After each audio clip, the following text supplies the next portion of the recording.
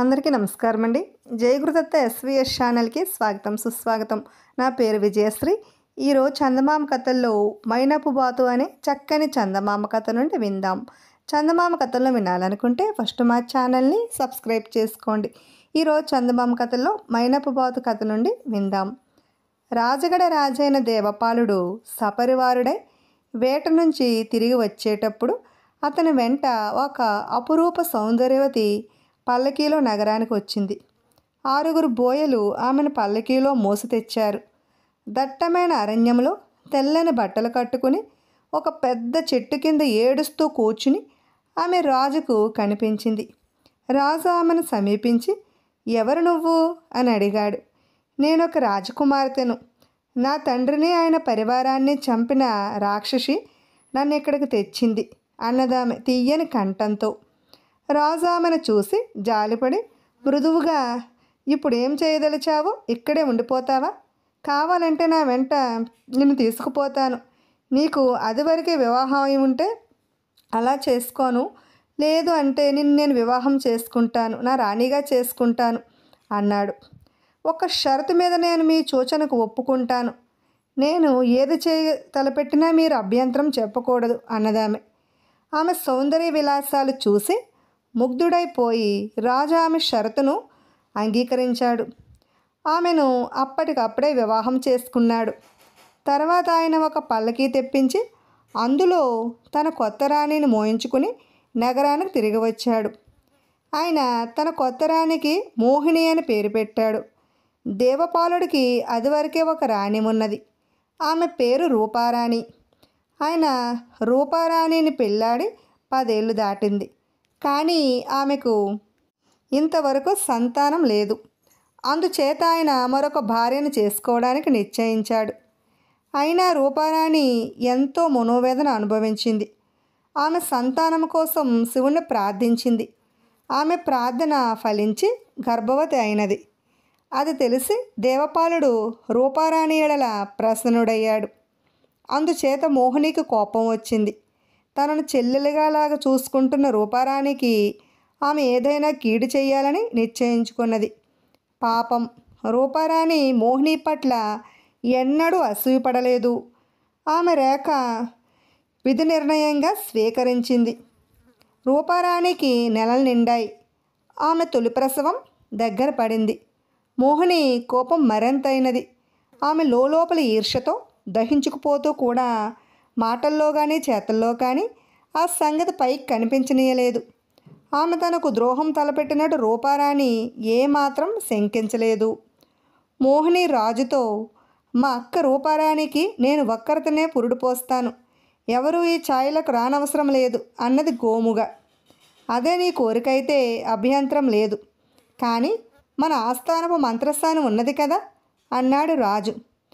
"ఆ పాట నేను చెయ్యగలను, మీకేమీ దిగులు వద్దు" అన్నది మోహిని ధైర్యంగా. ఇకనేం రూపారాణి ప్రసవం మోహిని ఒంటి చేతుల మీదుగా జరిగేట్టు ఏర్పాటైనది.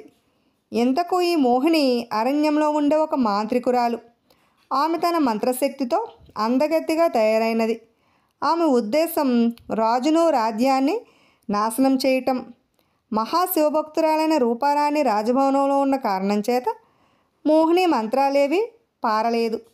ఆమె ఎలాగైనా రాజును రాణిని వేరు చేయాలనుకుని రాజభవన రక్షకులకు లంచం పెట్టి రూపారాణి ప్రసవించే రోజున ఒక పథకం వేసింది. పురిటి గదిలో రూపారాణితో పాటు మోహిని మాత్రమే ఉండి ప్రసవం కాగానే ఒక గంట మోగిస్తానన్నది. రూపారాణి ఒక చక్కని మగబిడ్డను ప్రసవించింది.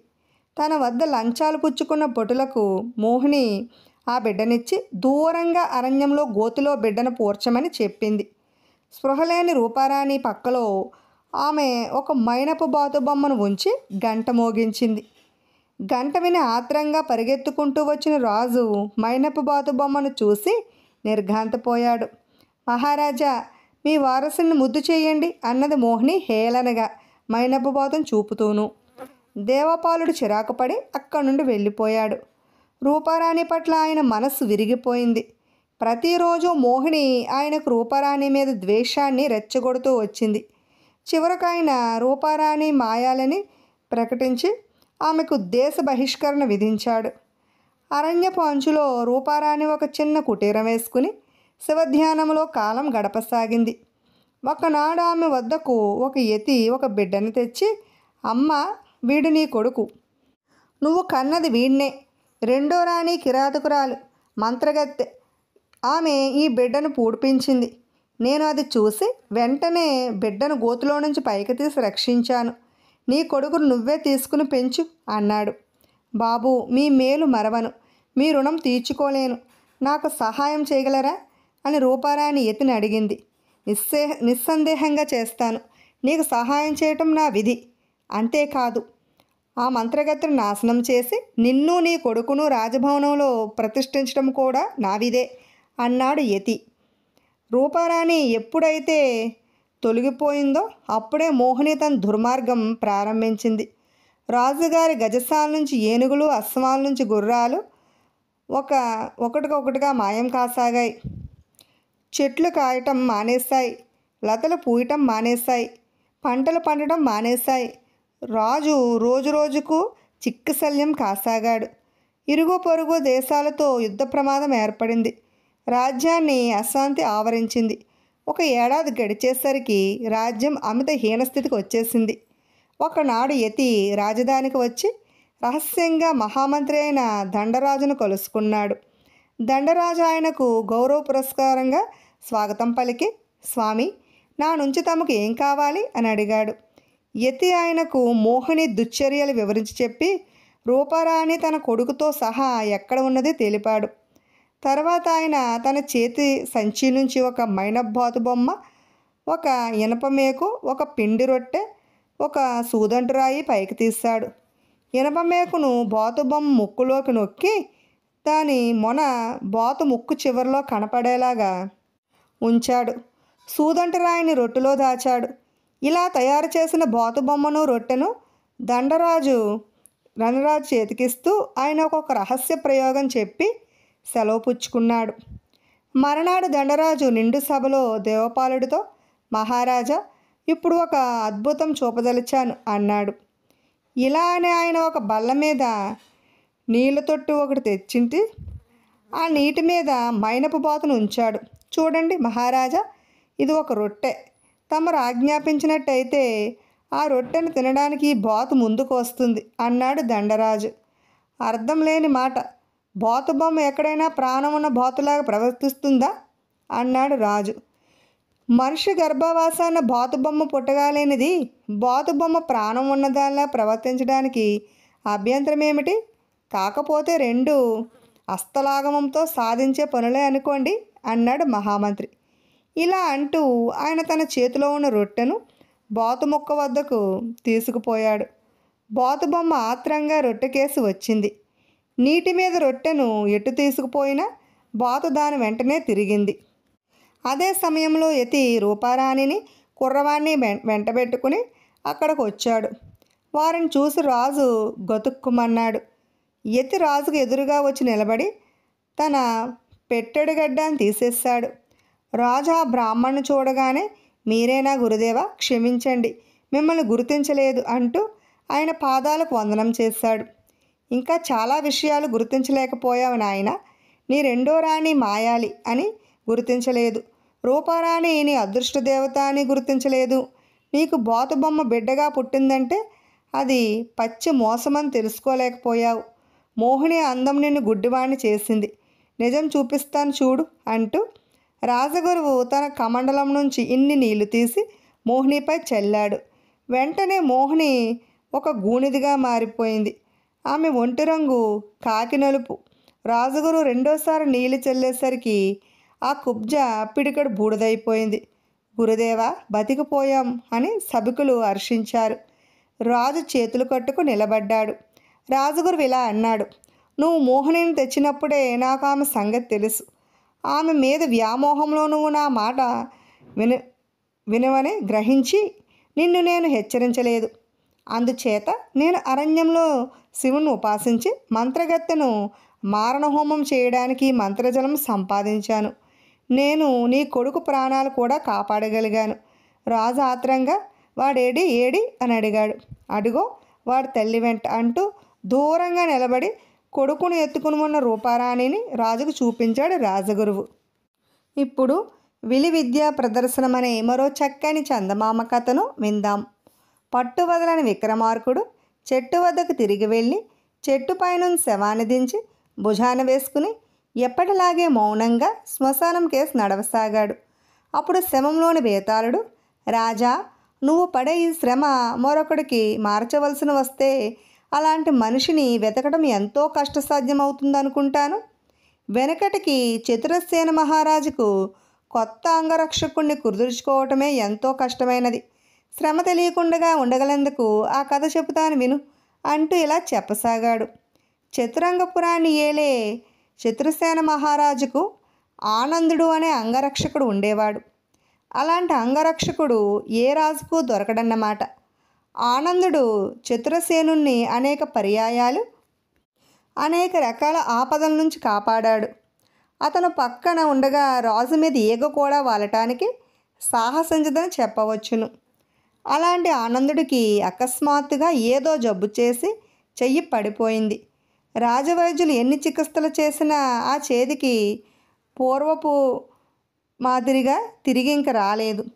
అతను బతికున్నంతకాలము అంతో ఎంతో అవిటిగానే ఉండిపోయేటట్టు కనిపించింది. అప్పుడు ఆనందుడు రాజుతో, మహారాజా, నేను మీ వెంట ఉన్నంతకాలము మీరు మీ విషయం ఆలోచించుకోనవసరం లేకపోయింది. నాకు ఇప్పుడు నన్ను గురించి విచారం లేదు, కానీ మీకు మరో సమర్థుడైన అంగరక్షకుడు ఎలా దొరుకుతాడా అన్న సమస్య నన్ను బాధిస్తున్నది అన్నాడు. ఆనందుడి రాజభక్తి చతురసేనుడికి బాగా తెలుసును. దేశంలో రాజకీయ పరిస్థితి అంత బాగోలేదు. అందుచేత ఆయనకు ఆనందుడిలాగా సమర్థుడైన అంగరక్షకుడు నిజంగా అవసరమే. ఈ సమస్య గురించి నువ్వు బాధపడకు. నా కొత్త అంగరక్షకుని చూసే బాధ్యత సేనాధిపతిదే, మంత్రిదేను అన్నాడు చతురసేనుడు ఆనందుడితో. అలా కాదు మహారాజా, నాకు ఒక ఆలోచన తట్టింది. మీకు నచ్చితే నేను చెప్పిన ప్రకారం చేయండి. మీకు సుధనువుడి పేరు తెలిసే ఉంటుంది. మన రాజ్యములో అతన్ని మించిన విలుకాడు లేడు. ఆయన మాకు దూర బంధువు. ఒక్కసారి ఆయన చేత విలువిద్యా ప్రదర్శనం ఏర్పాటు చేయండి. నేను కోరితే ఆయన అంగీకరించి మనకు సహాయపడతాడు అన్నాడు ఆనందుడు. రాజధానికి వచ్చి మహారాజును కలుసుకోవాల్సిందని సుధనువుడికి పిలుపు వెళ్ళింది. ఆనందుడు కూడా విడిగా ఆయన కబురు పంపాడు. తనను చూడవచ్చిన సుధనువుడితో చతురసేనుడు విలువిద్యా ప్రదర్శనం ఇయ్యమన్నాడు. మహారాజా, నాకు వయసు పైన పడుతున్నది. ఈనాడు నేను చేసే ప్రదర్శనం ఎవరికీ అంత రత్తిగా ఉండకపోవచ్చు అన్నాడు సుధనువుడు. కానీ రాజు బలవంతం మీద సుధనువుడు ప్రదర్శన ఇయ్యటానికి అంగీకరించాడు.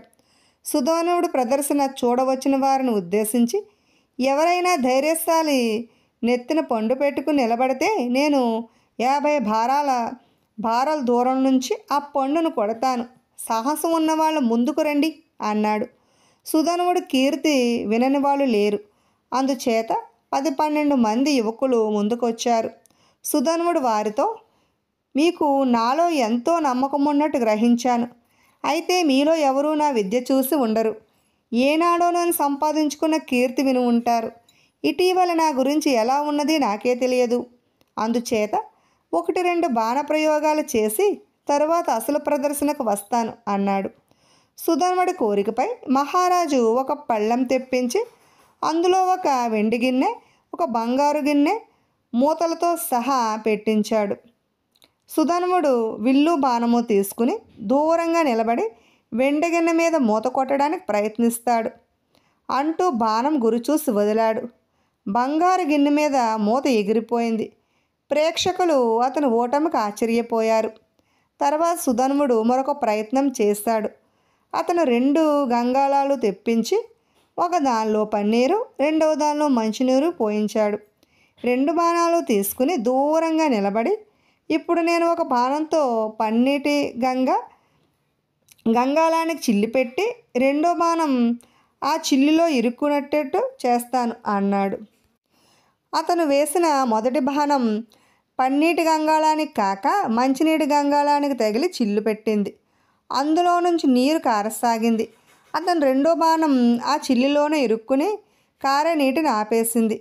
సుధనువుడు యువకులతో, చూశారు కదా, నా మనసు సరిగా లేదు, నా గురి కూడా సరిగా లేదు, మీలో ఎవరు పండు నెత్తిన పెట్టుకుంటారు అన్నాడు. యువకులందరూ వెనక్కు తగ్గారు. ఒక్కడు మాత్రం ముందుకు వచ్చి, నేను సిద్ధంగా ఉన్నాను అన్నాడు. మహారాజుకు సమీపంలోనూ ఉండి అంతా చూస్తున్న ఆనందుడు రహస్యంగా, మహారాజా, వాడే తమకు అంగరక్షకుడు కాబోతున్నాడు అన్నాడు. అలా ముందుకు వచ్చిన యువకుడు కొంత దూరం వెనక్కి వెళ్ళి నెత్తిన పండు పెట్టుకుని నిలబడ్డాడు. సుధన్వుడు తాను కూడా చాలా దూరం వెనక్కి వెళ్ళి విల్లుకు బాణం సంధించాడు. యువకుడు ముఖంలో భయం ఏమీ కనిపించలేదు. ప్రేక్షకులు మాత్రం భయభ్రాంతులై చూస్తున్నారు. సుధన్వుడికి ఆ యువకుడికి మధ్య 70 బారల దూరం ఉన్నది. అయినా సుధన్వుడు చెవిదాకా లాగి వదిలిన బాణం ఆ యువకుడు నెత్తి మీద పండును ఎగరగొట్టుకుపోయింది. యువకుడు ఏమాత్రం చెక్కు చెదరలేదు. మహారాజా యువకుడిని అభినందించి అతన్ని తన కొత్త అంగరక్షకుడిగా నియమించుకున్నాడు. బేతాళుడి కథ చెప్పి, రాజా, నాకు కొన్ని సందేహాలు ఉన్నాయి. రాజుగారికి అంగరక్షకుడు కావలసి ఉండగా ఆనందుడు విలువిద్యా ప్రదర్శన ఎందుకు పెట్టాడు? అందుకు రాజు ఏమని సమ్మతించాడు? సుధన్వుడు తన గురి సరిగా లేదని తెలుసుకున్నాక ప్రదర్శన మానేసి ఇంటికి పోక ఆ యువకుడికి లేనిపోని ప్రాణ సంకటనం ఎందుకు తెచ్చిపెట్టాడు? అందరూ బుద్ధిగా వెనక్కు తప్పుకుంటే వాడు మొండి ధైర్యంతో ఎలా ముందుకు వచ్చాడు? వాణ్ణి రాజు తన అంగరక్షకుడిగా పెట్టుకోవచ్చునని ఆనందుడు ఏమని సలహా ఇచ్చాడు? ఈ అనుమానాలన్నింటికీ తెలిసి కూడా సమాధానం చెప్పకపోయావో నీ తల పగిలిపోతుంది అన్నాడు. దానికి విక్రమార్కుడు, రాజా, రాజుకు తన స్థానంలో మంచి అంగరక్షకుణ్ణి ఏర్పాటు చేయాలన్న చింత రాజుకును బాధించిన దానికన్నా ఆనందుని ఎక్కువగా బాధించింది. అందుకోసం ఆనందుడు విలువిద్యా ప్రదర్శనం పెట్టుకుందామని అంటే అదే సరైన పద్ధతి కాబోలు అని రాజు అనుకున్నాడు. రాజుకు వాడి యందు సంపూర్ణమైన విశ్వాసం ఉన్నది. నాట్య ప్రదర్శనం పెట్టుదామని ఆనందుడు అని ఉండిన రాజు సరే అనేవాడు. పోతే సుధన్వుడు తనకు గురి సరిగా లేనట్టు నటించాడు. అంగరక్షకుడు పరీక్షలో ఒక భాగం మాత్రమే. ఎంతో గురి కలవాడైతే తప్ప సుధన్వుడిలాగా గురి తప్పడు. అదీ కాక ప్రసిద్ధుడైన విలుకాడు ఆత్మవిశ్వాసం పూర్తిగా ఉంటే కానీ ఇతరుడికి ప్రమాదం కలిగే ప్రదర్శన ఇయ్యడు. తాను జయప్రదంగా ప్రదర్శన ఇయ్యగలనన్న ధైర్యం ఉండబట్టే సుధన్వుడు ఇంటికి పోలేదు.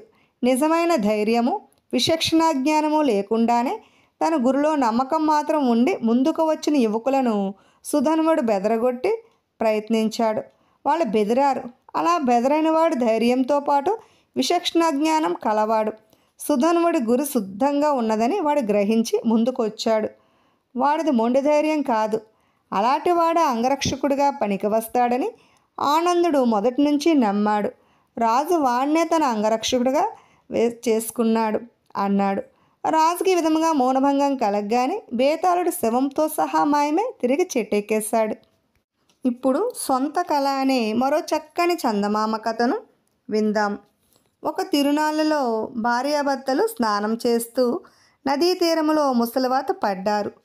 వారి కొడుకు రాముడనేవాడు 5 ఏళ్ల కుర్రవాడు. అనాథుడై ఏడుస్తూ జనం మధ్య తిరుగుతుంటే సిద్ధయ్య అనే పశువుల కాపరి చూసి సంగతి తెలుసుకుని కుర్రవాడిని ఓదార్చి తన ఇంటికి తీసుకుపోయి పెంచుకున్నాడు. రాముడు చురుకైనవాడు. సిద్ధయ్యకు అన్ని పనుల్లోనూ సహాయపడుతూ ఉండేవాడు. వాడికి జన్మతః మంచి శ్రావ్యమైన కంఠం ఉన్నది. వాడు గొంతెత్తి పాడితే పశువులు కూడా తలెత్తి ఆలకించేవి. రాముడిలో అద్భుతమైన ఇంకొక విశేషం కనబడింది. వాడికి వచ్చే కలలు నిజమవుతూ వచ్చాయి. ఒకనాడు వాడి సిద్ధయ్యతో, నాకు రాత్రి ఒక కల వచ్చింది. మీరు కొండవారు ఒక చెట్టు కింద కూర్చుని ఉండగా ఒక నల్లపక్షి మీ ముందు వాలి నేలలో పొడిచిందట. మీరు ఆ స్థలంలో తవ్వేసరికి ధనపు బిందె దొరికిందట అన్నాడు. సిద్ధయ్య ఈ కళను గురించి పట్టించుకోలేదు. కానీ వారో రోజుల తర్వాత రాముడు కలగనిదంతా అక్షరాలా జరిగింది. సిద్ధయ్యకు ధనం ఉన్న బిందె దొరికింది. ఇలాగే 2-3 సార్లు రాముడికి కళలు రావటము, అవి నిజం కావటము జరిగింది. అందుచేత సిద్ధయ్య ప్రతి ఉదయము రాముడికి వచ్చిన కళను గురించి అడుగుతూ ఉండేవాడు. ఒక ఉదయం రాముడు నిద్రలేచి భలే కళ అన్నాడు. ఏమిట్రా కళ అని సిద్ధయ్య అడిగాడు. అది నా సొంత కళలండి అన్నాడు రాముడు. ఆ కళ గురించి చెప్పడానికి నిరాకరించాడు. సిద్ధయ్య ఎంత బతిమాలినా రాముడు ఆ కళ గురించి చెప్పలేదు. సిద్ధయ్యకు కోపం వచ్చి రాముడిని తన ఇంటి నుంచి తరిమేశాడు. రాముడు అక్కడి నుంచి ఉత్తర దిక్కుగా పోయి 2-3 గ్రామాలు దాటి ఒక చెరువు వద్దకు వచ్చాడు. ఆ చెరువు గట్టు మీద ఒక బొద్దు మీసాల ఆసామి నిలబడి ఏదో ఆలోచిస్తున్నాడు. రాముడు ఆ ఆసామికి దండం పెట్టి, అయ్యా, నేను అనాథుణ్ణి, నన్ను పనిలో పెట్టుకోండి, నాకు కూడు గుడ్డ ఇస్తే చాలు, వ్యవసాయం పనులన్నీ చేస్తాను అన్నాడు. ఆ పెద్ద మనిషి రాముడి కేసు పరీక్షగా చూసి, ఎక్కడైనా పొలం దున్నేవాడిని చూసి వాడికి తెలియకుండా వాడి ఎడ్లను దొంగిలించి తెస్తే పనిస్తాను అన్నాడు. రాముడు సరేనని కొంత దూరం వెళ్ళి అడవికి సమీపంలో ఒంటరిగా పొలం దున్నుకుంటున్న రైతుని ఒకరిని చూశాడు. వాడు అడవిలోకి వెళ్ళి పొలం దున్నే మనిషి తనకు కనిపించేటట్టుగా చెట్ల వెనక దాక్కుని గొంతెత్తి శ్రావ్యంగా పాడసాగాడు. ఆ పాట విని ఎడ్లు రైతు కూడా పని మానేసి అడవికేసి చూశారు. రైతు ఆ పాడేవాడిని చూడాలని ఎడ్లను పొలంలోనే వదిలి అడవిలోనికి ప్రవేశించాడు. రాముడు రైతు కంటపడకుండా పొదల చాటుగా చాలా దూరం పాడుతూ పోయి పాట ఆపి రహస్యంగా పొలానికి తిరిగి వచ్చి ఎడ్లను విప్పి తోలుకుపోయాడు. రైతు పాట ఆగిపోయిన ప్రాంతంలో చాలాసేపు వెతికి ప్రాణం విసిగి తన పొలానికి తిరిగి వచ్చేసరికి కనుచూపు మేరలో ఎక్కడా ఎడ్లు లేవు. రాముడు ఎడ్లు దొంగిలించుకు రమ్మని పంపిన పెద్ద మనిషి కావటానికి వ్యవసాయదారుడే కానీ పశువుల దొంగ వ్యాపారం కూడా అతను చేసేవాడు. ఆయన రాముడిని పనికి పెట్టుకున్నాడు. కొంతకాలం గడిచాక ఈ పశువుల దొంగ వ్యాపారి దగ్గరికి పశువుల బేరం మీద సిద్ధయ్య వచ్చి రాముని చూసి గుర్తుపట్టి, ఓరి, నువ్వు ఇక్కడ చేరావా అని అడిగాడు. వీడిని నువ్వు ఎరుగుదువా అని బొద్దు మీసాలవాడు సిద్ధయ్యని అడిగాడు. వీడు మా ఇంట్లోనే పెరిగాడు, వీడికి చిత్రమైన కళలు వచ్చేవి, అవి నిజమయ్యేవి. చివరకు ఒక కళ వస్తే అది ఏమిటో చెప్పాడు కాడు వెధవ. వాడి కళల వల్ల నాకు చాలా లాభం కలిగింది, మీకు కూడా లాభం కలిగే ఉండాలే అన్నాడు సిద్ధయ్య. బొద్దు మీసాలవాడు లేదే అని రాముడితో, ఒరే, నీకు మా ఇంట ఏమేం కళ్ళు వచ్చాయి అన్నాడు. తనకు కళ్ళేమీ రాలేదన్నాడు రాముడు. దొంగ వెధవ, నా ఇంట తిని నా ఇంట కళలు కానీ నాకు చెప్పకుండా లాభమంతా దాచుకుంటున్నావా అంటూ మీసాల పెద్ద మనిషి రాముడిని పట్టుకుని కట్టబోయాడు. కానీ రాముడు తప్పించుకుని పారిపోయి మరొక గ్రామం చేరాడు. ఒక చోట ఒక ధనికుడు, ఆయన బండివాడు గుర్రాలను బేరమాడుతున్నాడు. అయితే అక్కడే కొత్తగా తయారైన అందమైన గుర్రపు బండి ఉన్నది. వాళ్లకు ఒక ఆడగుర్రం నచ్చింది. గుర్రాలు అమ్మేవాడు మరొక ఆడగుర్రాన్ని కూడా చూపించి, ఇవి 2 తల్లి కూతుళ్ళు, ఏది తల్లో ఏది కూతురో కొనుక్కోగలరా అన్నాడు. 2 చూడ్డానికి కవల గుర్రాల్లాగా ఉన్నాయి. ధనికుడికి కానీ బండివాడికి కానీ వాటి వయసులో వ్యత్యాసం తెలియలేదు. నేను చెబుతాను ఉండండి అని రాముడు ఎగుడు దిగుడుగా ఉన్న ప్రాంతంలో అక్కడక్కడ మంటలు పెట్టి 2 గుర్రాలను తోలాడు. ఒక గుర్రం ధైర్యంగా మంటల మధ్యగా దారి చూసుకుంటూ వెళ్ళింది.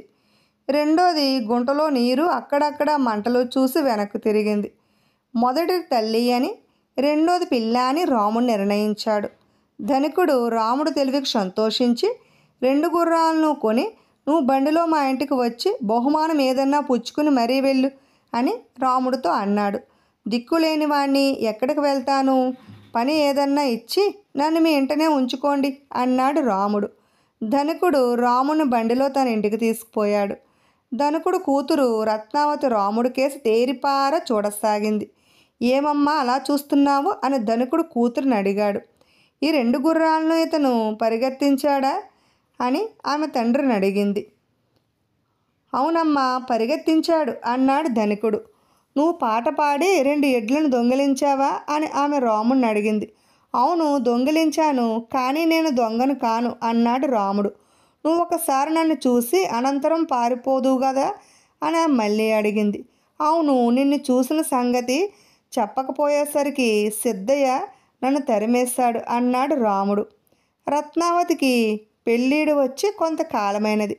తండ్రి ఎన్ని సంబంధాలు చూసినా ఆమె ఒప్పుకోక, నన్ను చేసుకునేవాడు మీ వెంట ఒకనాడు మన ఇంటికే వస్తాడు అంటూ వచ్చింది. ఆ మాట ఇప్పుడు కుమార్తె జ్ఞాపకం చేసేసరికి ధనికుడు సంతోషించి వారిద్దరికీ పెళ్లి చేసి రాముని తన వద్దనే ఉంచుకున్నాడు. విన్నారు కదండి. ఇలాంటి మరెన్నో చక్కని చందమామ కథను వినాలనుకుంటే ఫస్ట్ మా ఛానల్ని సబ్స్క్రైబ్ చేసుకోండి. బెల్ ఐకాన్ క్లిక్ చేయండి. మేము చేసిన వీడియోస్ నోటిఫికేషన్ కోసం బెల్ ఐకాన్ క్లిక్ చేయండి.